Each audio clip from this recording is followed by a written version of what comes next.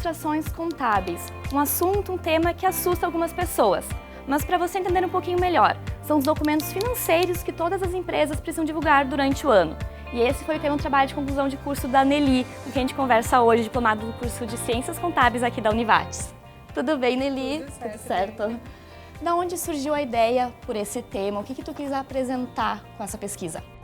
Na verdade, quando eu fui para fazer o TCC, eu não tinha nenhuma ideia ainda fixada. Então, conversando com o professor Adriano, né, ele comentou da questão de verificar as publicações, ver como é que estão as irregularidades, se estão acontecendo, né.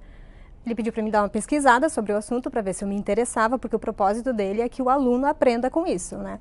Aí eu dei uma pesquisada e a gente chegou ao bom senso que realmente é algo interessante, né, que eu acho que eu poderia aprender e eu também poderia divulgar para todos os usuários da informação sobre as demonstrações contábeis e a forma como elas estão sendo publicadas. E o que seriam essas demonstrações contábeis, para quem não entende muito? O que a empresa precisa estar divulgando? A empresa ela precisa divulgar todos os demonstrativos anuais. Eles são, em média, 5 demonstrativos, né? Tem algumas que não estão obrigadas a, de repente, um e outro demonstrativo.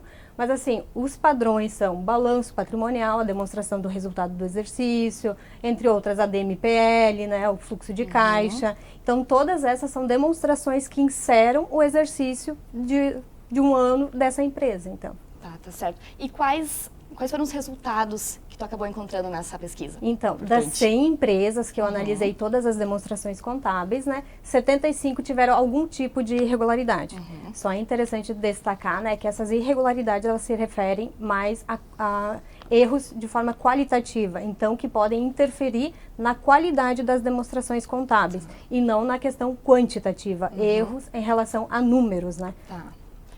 E quais foram as empresas, até para o pessoal entender, quais foram as empresas, como é que tu fez essa seleção dessas 100 empresas que tu pegou para fazer o trabalho? Certo. As empresas, então, eu fiz uma pesquisa pelo site da Procergs e eu retirei, então, as 100 empresas do Diário Oficial do Estado, porque deveria ser algo público para mim poder, então, demonstrar e apresentar para o pessoal. Então, são todas demonstrações que estão disponíveis para quem quiser olhar, as empresas estão lá no Diário Oficial. Tá certo. Então, a partir dos seus resultados, a gente pode dizer que talvez o curso de Ciências Contábeis ajude a qualificar os profissionais, certo? A gente precisa, então, estar trazendo os dados mais corretos possíveis. Com certeza, porque além das demonstrações estarem de acordo com as normas, né, elas precisam ser apresentadas de forma clara, objetiva, fazendo com que o usuário da informação olhe para elas e entenda. Por isso até a gente tem as notas explicativas. Se tu tem algo que tu acha que o teu usuário pode ficar com dúvida, tu tem que apresentar as notas explicativas explicando então.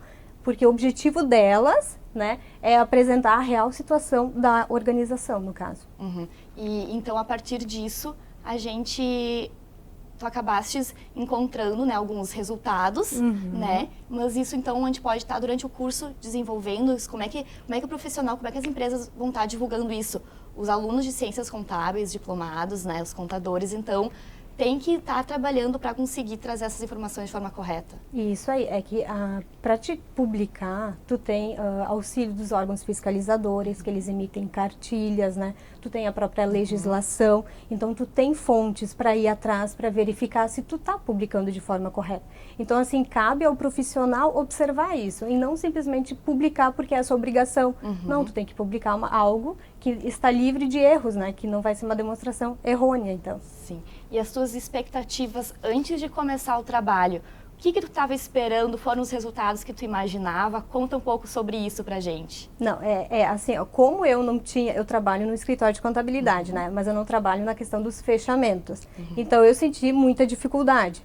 Então, a minha dúvida era, professor, isso é um erro? Eu posso considerar um erro? Então, assim, eu aprendi muito com isso. Acho que essa foi o meu maior ganho, assim, no TCC, né? Então, a gente vai pegando aos pouquinhos, ele foi me mostrando, porque eram empresas de vários segmentos, a gente não pegou uma do comércio, não, tu tinha do comércio, tu tinha do varejo, tu tinha com a atividade financeira, então ela foi bem ampla, né? Então, tu conseguir entender o que cada segmento quer apresentar, não é de uma forma tão simples, né? Então, eu precisei muito do auxílio dele. Mas com isso, que nem eu te disse, o meu ganho foi aprender E também poder comparar as publicações, olhar as demonstrações e verificar se elas estão fechando, porque uma está ligado na outra, né? Claro. Então tu tem que estar de forma correta. Uhum. E tu chegaste a fazer uma separação, como tu falou, referente aos segmentos. Isso aí. Tu fez uma separação, tu percebeu alguma coisa, em um determinado segmento haviam mais resultados diferentes? Como é que foi? Até em questão assim dos segmentos, da atividade, né, não teve tanta diferença. O que eu percebi mais na questão da auditoria? Que muitas empresas, elas contratam auditoria, né, para também ter demonstrações certas, né, estarem de acordo, e mesmo assim foi possível encontrar erros. Então a gente percebe que a auditoria, ela é importante, mas de qualquer forma, ela não é isenta, né, de ter algum erro nas demonstrações. Então tá certo, muito obrigada, parabéns pelo teu trabalho. Agradeço, obrigada. E esse foi um pouquinho falando sobre demonstrações contábeis da nossa aluna de curso de Ciências Contábeis aqui da Univates.